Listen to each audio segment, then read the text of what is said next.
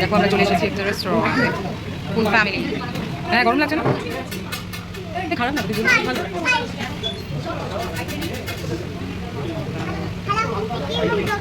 বাবা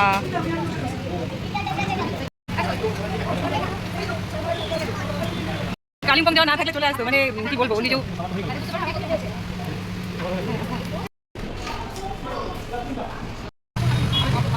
এই যে বিদায় এখন চলে যাবে, বেরোলো এই সকাল গেলো, বাড়ি চলে যাবে, তাই না পাবলো?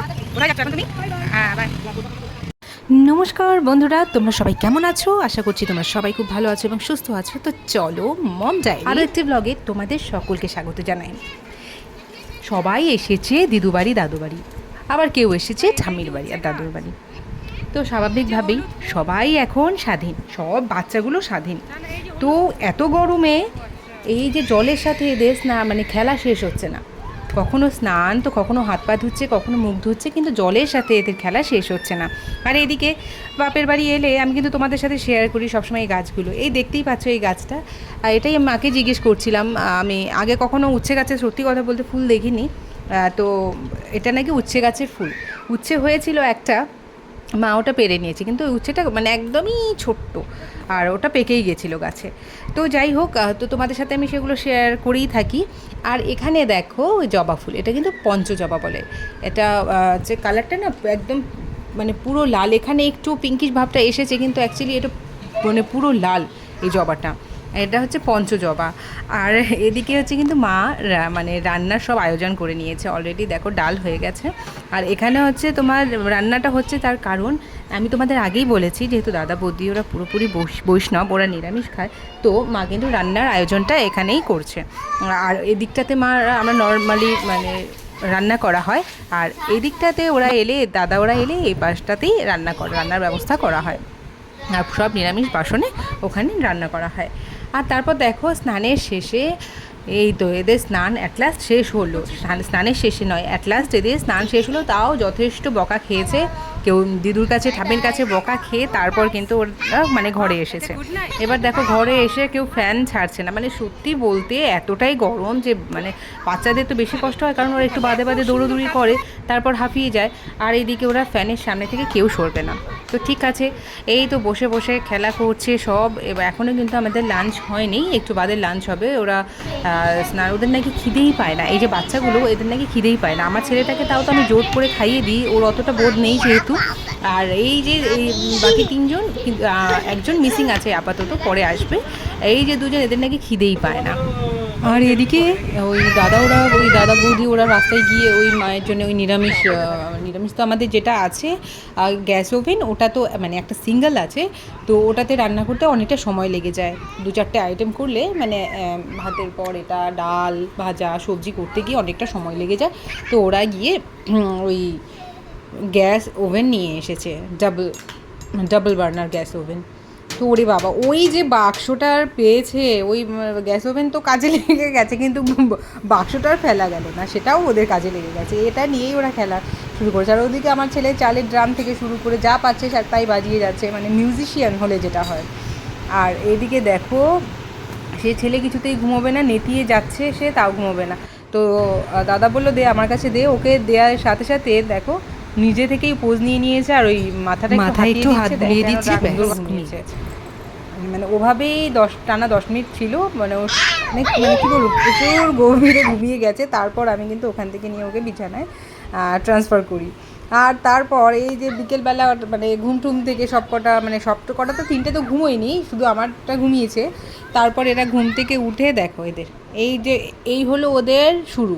ওদিকে চলে এসেছে বললাম তখন তোমাদের, যে একজন মিসিং আছে ওই সেও কিন্তু চলে এসেছে। আর এখানে দেখো তাদের খেলার অবস্থা দেখো, একের ওপর আর এক, মানে কি বলবো, এভাবেই চলে ওদের খেলাধুলো কম, মানে কি বলবো, মারামারি বেশি।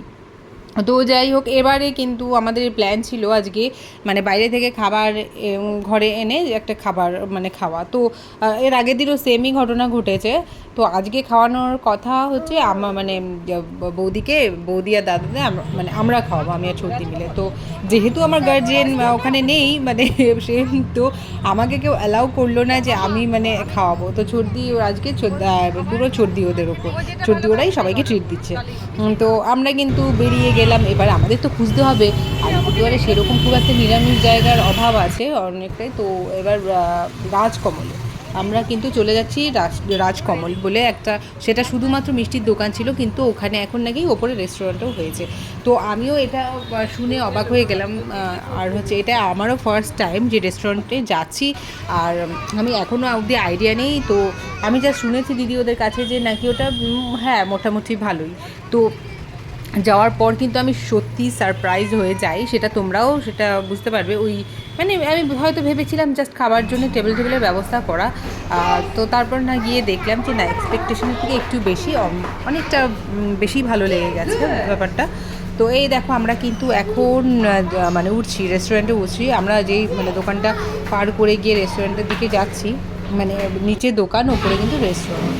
আর এটা কিন্তু পুরোই নেই নিরামিষ, মানে পেঁয়াজ রসুন কিছু নেই, পুরো মানে পিওর ভেজ যেটাকে বলে। তো আমরা কিন্তু এসে দেখো ফার্স্টে এই যে এই গোল টেবিলটাতে এখানে বসে গেছি। তো ওইদিকে যে টেবিলগুলো আমাদের বেশি পছন্দ ছিল, মানে ওটা কিন্তু বুকড ছিল। তাই আমরা ভাবলাম যে না, এদিকটাতেই বসে, ওই দেখো দেখতে পাচ্ছ, ও আমরা দুটো মিলে বসেছি। এখন ওখানে কিন্তু মেনু চুজ করা হচ্ছে, মানে কে কী খাবে না খাবে। তো আমরা দোসার প্ল্যান করেই আসা হয়েছে যে দোসা খাবো করে। তো এখানে এসে খিদেও পেয়ে গেছে। আর মানে দোসা খেয়েছি, তার সাথে মানে কী হয় বলো তো, প্রথমে আমাদের অ্যাকচুয়ালি কী হয়েছিল যে আমরা হচ্ছে স্ন্যাক্স, মানে অ্যাজ এ স্ন্যাক্স আমরা খাওয়া দাওয়া করবো এরকম। তারপর যখন মোটামুটি লেট হয়ে গেছে, তো তারপর ফাইনালি ডিসিশন নেওয়া হলো যে না, এটা আমরা ডিনারই হবে। তো স্বাভাবিকভাবেই এখানে শুধু দোসাতে হবে না কারোই।